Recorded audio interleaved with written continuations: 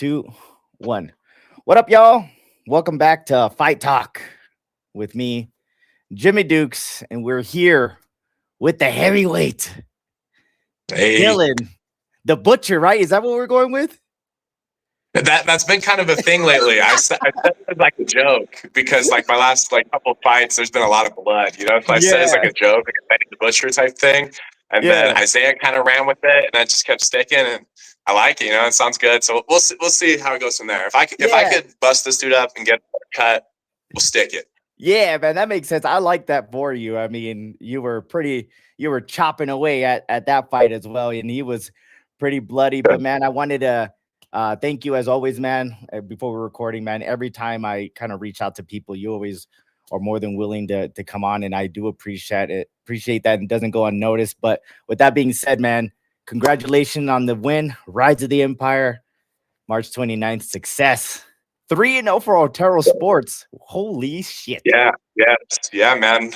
It was a good day for the all OCS. So everyone went in and got it done, and that was really awesome. It was cool for me just because we're such a small school that.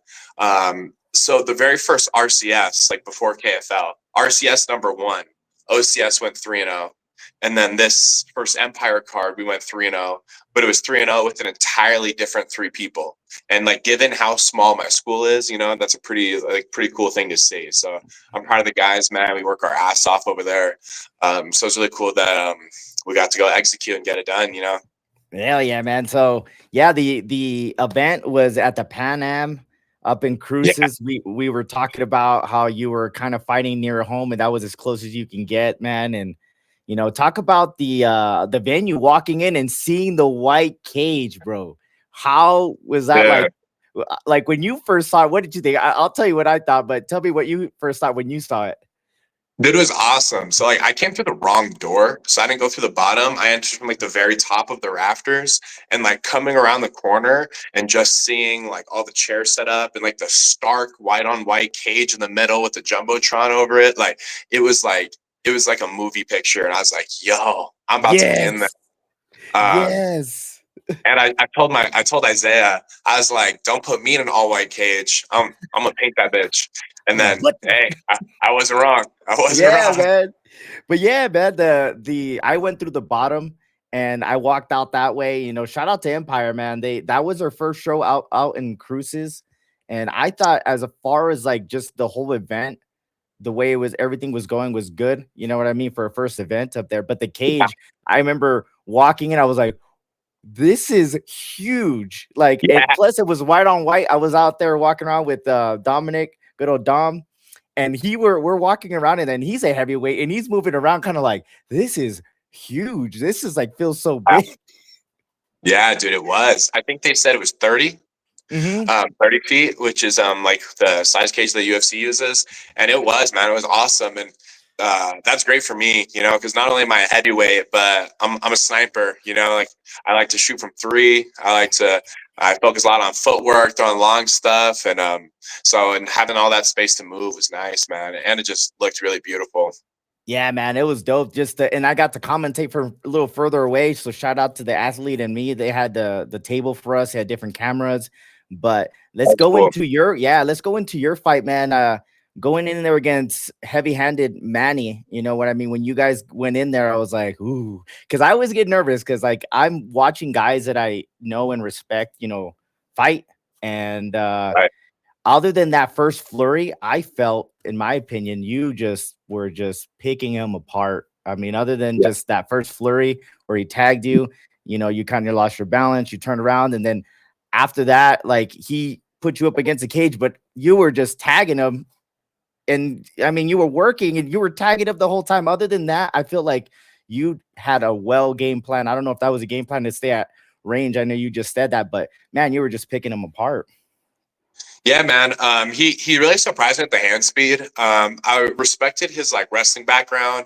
I know he had like a really good wrestling career. Charlie talked about how he wrestled in college at one point. He coaches some wrestling over there, and he's I seen him compete in some like jujitsu type stuff, and he's always scoring takedowns. And I like talked to some other people. They're like in the area that I respect as wrestlers that have wrestled with him, and they're like, yeah, man, he could wrestle his ass off. So I really respected that going into it.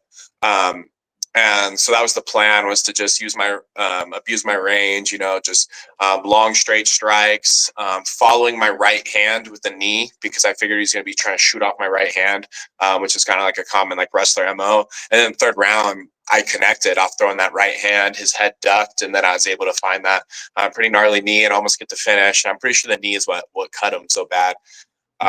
Yeah, man. I remember when he had you. Yeah, when you had you up against the cage, there was a moment where you framed and then you kneed him like really quick. And I was like, oh, damn. You know what I mean? Like it happened so quick. And plus, you're so tall, obviously, man, because your knee just like boom, shot right out. And I think he was surprised the fact that he could not take you down. I don't know how hard he was trying to take you down, nothing against him.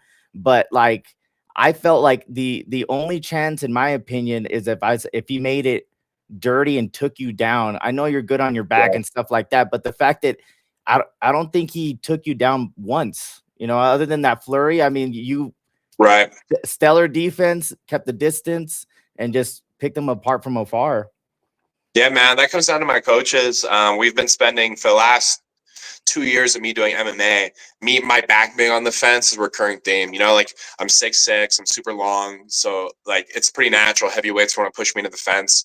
So me and my coaches, man, Carlos, Mondo, Saxon, DJ, back home, all like working with me to get my back off the fence, being strong there, and then just doing Shark Tank rounds.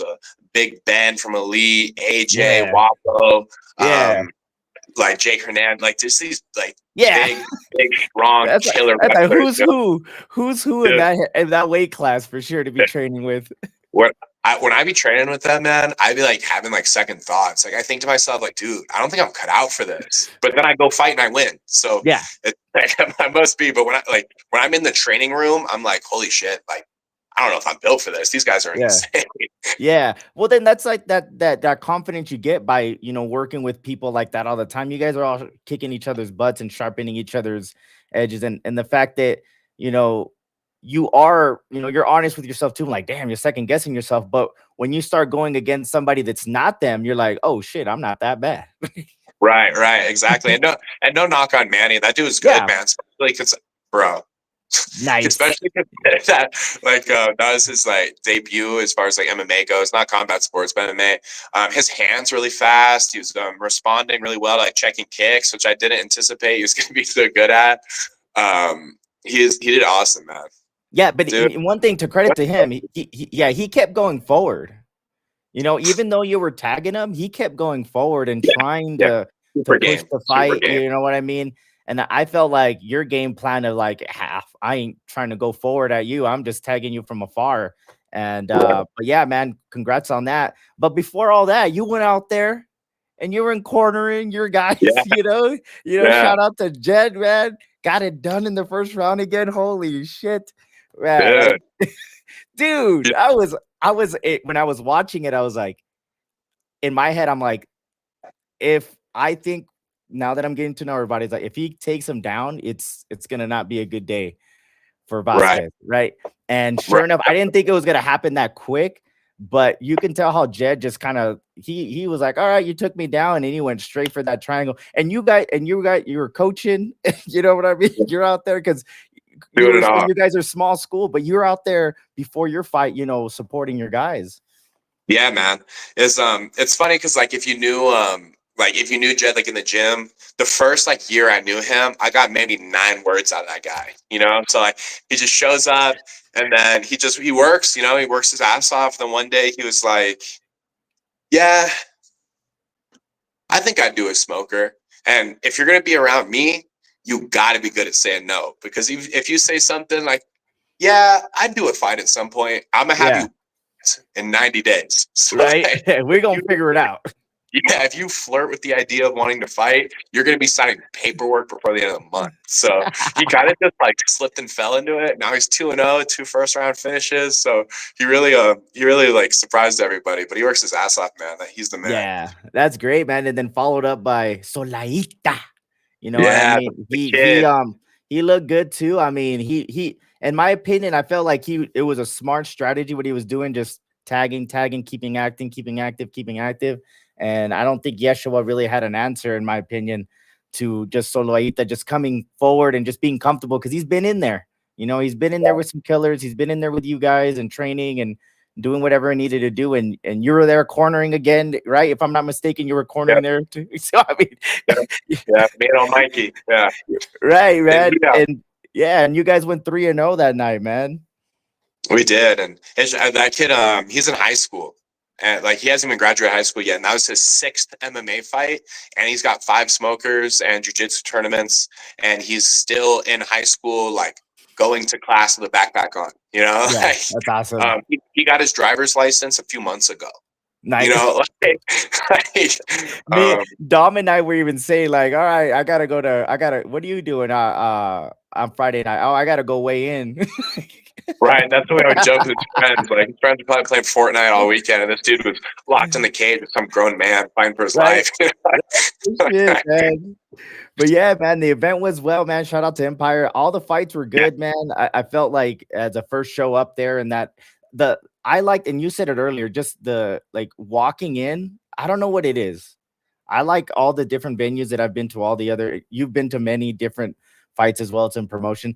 The arena feeling is just yeah, something different. The arena feeling is just something different, and having that white cage in the middle of the damn floor, it feels like a goddamn coliseum. Like, you know what I yeah. mean?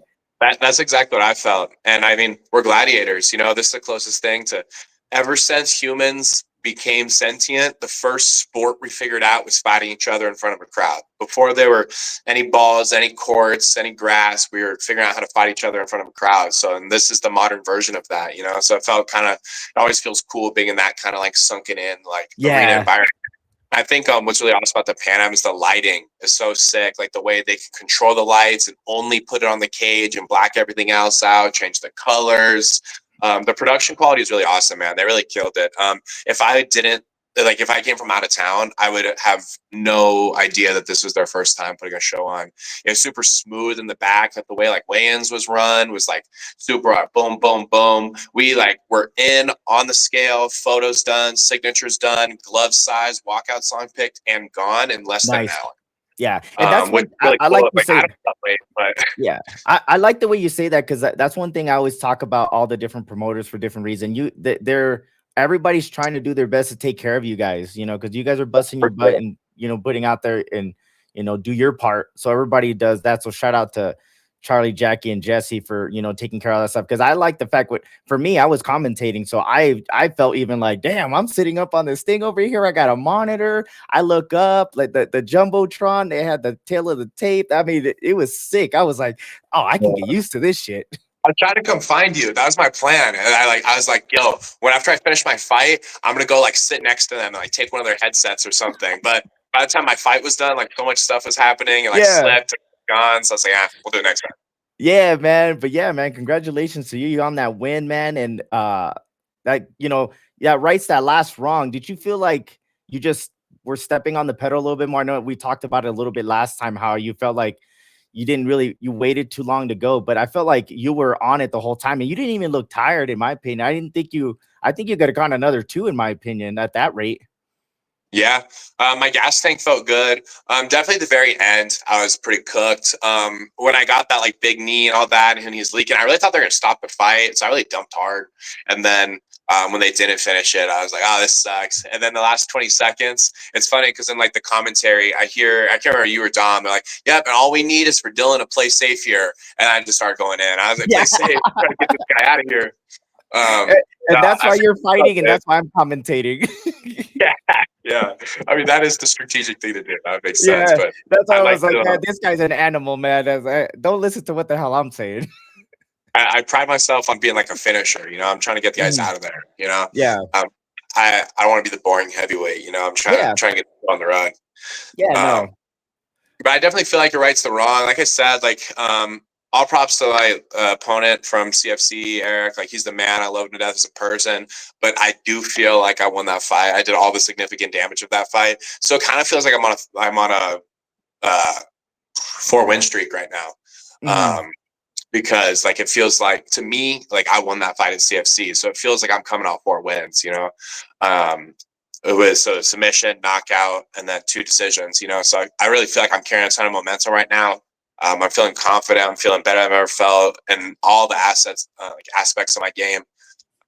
I'm really peaking just as an athlete too, just super dialed in with like my strength and conditioning, like getting my diet down, like I'm just like just checking all the boxes. I used to kind of like before, like a little bit like at the beginning of my MMA career and stuff, I was like halfway living the life, where like on the weekends I was like doing bullshit and like eating like shit, and then like kind of like going to training but not really being locked in, and like lifting. But now like I really feel like I'm peaking, like as an athlete, as a fighter, as a coach.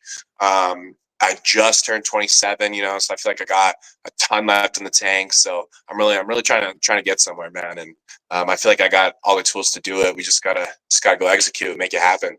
Yeah, man, I love that. Everything that you're saying, I can see it from afar. Like, we're not the best as of friends, but every time I've seen you and the way you talk and the way you carry yourself and everything that you've done, I can see that change.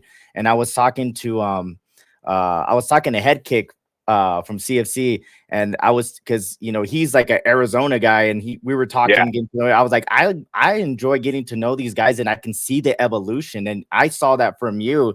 Because even from that last conversation we had, man, you're like, man, I know I can be better. I know I can do better. And then you started making the changes, and just the way you're talking about it, I can see it, and I can praise you that because the results are showing. You know what I mean? Everybody's like, oh shit, you know what I mean?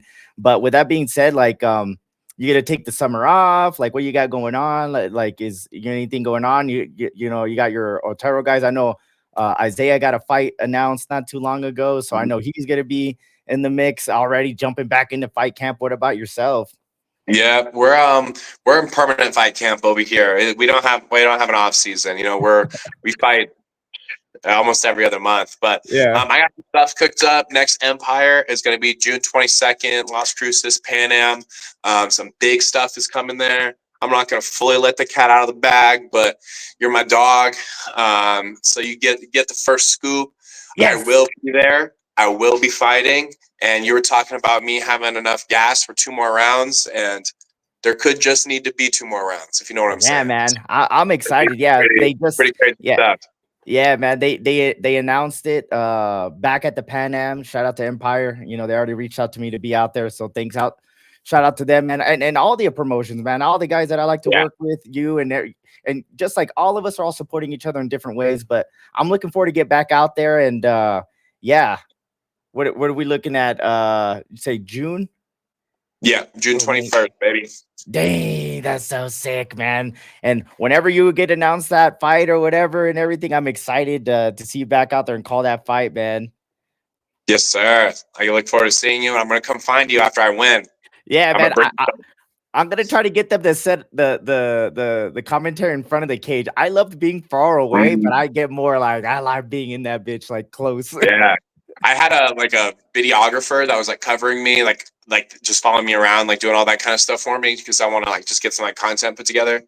And he like came up to me after the fight and like pointed at like his glasses and his like arm were covered in blood. And I was like, oh, like I thought it was because I like hugged him or something. And he said no, he was like shooting, and then like I hit him and he just got splashed, like the blood. Oh, shit. I was like, well, occupational hazard. Right? What a shot, literally. That's so sick, man. It's pretty tight. Yeah, man. But yeah, man, thank you so much for your time. Congratulations again on your fight, man. Always a pleasure catching up with you. And I'm looking forward to that event. And whenever they announce the fight, whenever you can let the cat out of the bag or whatever it's got going on, man, keep that momentum going for you, man. Before we get out of here, you want to say anything, get off your chest? Nah, man. I'll talk to you again pretty soon. As always, thank you to all my gyms, Terra Combat Sports, Zen Martial Arts, Elite Kickboxing Academy, all my coaches, Carlos, Mondo, Jacobo, Saxon, DJ, all my sponsors, my students, my beautiful wife, my awesome kids for holding it down. This is a hard life to live, Yeah, win-win. Being the spouse of a fighter ain't easy. So yeah, man. Credit, yeah. I love that you always say that. Yeah, I love that you always say that every single time, man. When we were jokingly saying it, man, before we started recording, we were just constantly always trying to juggle everything. And I commend you for that because in my own way, I always respect, you know, men that are married, that are pursuing whatever they want to pursue in life and still take care of everything. Are good fathers, are good husbands, man. So props to you on that, man. Yes, sir. Thank you, brother. I appreciate you. Yeah. It's always a pleasure to talk to you. Yeah, for sure, man. Make sure you guys keep up with me. Fight Talk with Jimmy Dukes ain't going anywhere, man. I've been getting a lot of love, man. And, you know, Dylan is one of those guys that always is more than willing to give his time. And I appreciate all the fighters out there, all the different promotions, all the different fighters that hit me up, man. Keep up with all the interviews, all the different stuff we got going on here on the Jimmy Dukes Gaming channel on YouTube. Don't let the gaming fool you, man. I'm doing all types of stuff, but we'll see you guys out on the venues, man. Say what's up. Say what's up to Dylan. Take some pictures. Future champ. You never know, man. Say what's up to him. But You do until know. next time, You do know. yeah. Until next time, peace out, homies. Y'all take care. We'll see ya.